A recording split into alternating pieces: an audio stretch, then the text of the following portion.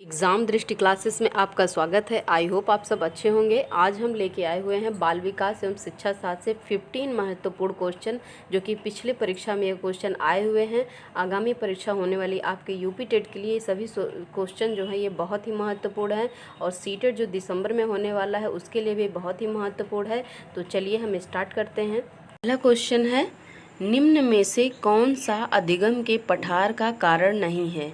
Option है प्रेरणा की सीमा, B है विद्यालय का असहयोग, सी है शारीरिक सीमा और डी है ज्ञान की सीमा। तो इसमें आपका ऑप्शन बी राइट है, विद्यालय का असहयोग। दूसरा क्वेश्चन है, अधिगम अनुभव और प्रशिक्षण के परिणाम स्वरूप व्यवहार में परिवर्तन है, यह कथन किसके द्वारा दिया गया है? तो यह पहला ऑप्शन है गेट्स व अन्य, बी है मार्गन और गिलीलैंड और सी है स्किनर और डी है क्रॉनबेक। तो इसमें आपका ऑप्शन ए राइट है, गेट्स व अन्य के अनुसार। तीसरा क्वेश्चन है, स्टैनफोर्ड बिने परीक्षण मापन करता है। क्या है क्वेश्चन? स्टैनफोर्ड बिने परीक्षण मापन करता है। ऑप्शन ए है व्यक्तित्व का, बी है पढ़ने की दक्षता का, सी है बुद्धि का और ऊपर इनमें से कोई नहीं। तो तीसरे क्वेश्चन का आंसर है सी, बुद्धि का। स्टैनफोर्ड बिने परीक्षण ये बुद्धि परीक्षण है। चौथा क्वेश्चन है, अंतर्मुखी व्यक्तित्व एवं बहिर्मुखी व्यक्तित्व का वर्गीकरण किसने किया? ऑप्शन ए है फ्रायड, बी है युंग और सी है मन और डी है आलपोर्ट। तो इसमें आपका ऑप्शन बी राइट है, युंग ने अंतर्मुखी और बहिर्मुखी का व्यक्तित्व के परीक्षण का विकास किया था। नंबर 5 है, बच्चों के सामाजिक विकास को प्रभावित करने वाले कारक हैं आर्थिक तत्व, सामाजिक परिवेशजन्य तत्व और सी है शारीरिक तत्व और डी है वंशानुगत तत्व। तो इसका आंसर आपका बी राइट है, सामाजिक परिवेशजन्य तत्व। क्वेश्चन नंबर 6 है, निम्न में कौन सा शारीरिक विकास का एक प्रमुख नियम है? ऑप्शन ए है मानसिक विकास से भिन्नता का नियम, बी है अनियमित विकास का नियम, सी है द्रुतगामी विकास का नियम और डी है कल्पना और संवेगात्मक विकास से संबंध का नियम। तो छठवां क्वेश्चन का आंसर है बी, अनियमित विकास का नियम। क्वेश्चन नंबर 7 है, निम्न में से कौन सा विकास का सिद्धांत नहीं है? निम्न में से कौन सा विकास का सिद्धांत नहीं है? ऑप्शन ए है अनुकूलित प्रत्यावर्तन का सिद्धांत, बी है निरंतर विकास का सिद्धांत, सी है परस्पर संबंध का सिद्धांत और डी है समान प्रतिमान का सिद्धांत। तो इसमें आपका ऑप्शन ए राइट है, अनुकूलित प्रत्यावर्तन का सिद्धांत। 8वां क्वेश्चन है, विकास के परिणाम स्वरूप नवीन विशेषताएं और नवीन योग्यताएं प्रकट होती हैं, यह किसने दिया है? तो ऑप्शन ए है गैसेल ने, बी है हरलाक ने, सी है मेरेडिथ ने और डी है डगलस और हॉलैंड ने। तो क्वेश्चन नंबर 8 का ऑप्शन बी राइट है, हरलाक ने दिया है। यह विकास के परिणाम स्वरूप नवीन विशेषताओं और योग्यताएं प्रकट होती हैं, ये हरलाक का कथन है। क्वेश्चन नंबर 9 है, मूल प्रवृत्तियों को 14 प्रकार से किसने वर्गीकृत किया है? तो ऑप्शन इसमें है ड्रेवर, बी है मैकडूगल, सी है थॉर्नडाइक और डी है वुडवर्थ। तो इसमें ऑप्शन आपका बी राइट है, मैकडूगल ने 14 मूल प्रवृत्तियों को बताया था। अगला क्वेश्चन है 10 नंबर क्वेश्चन है, किसी दूसरी वस्तु की अपेक्षा एक वस्तु पर चेतना का केंद्रीकरण अवधान है, यह कथन किसका है?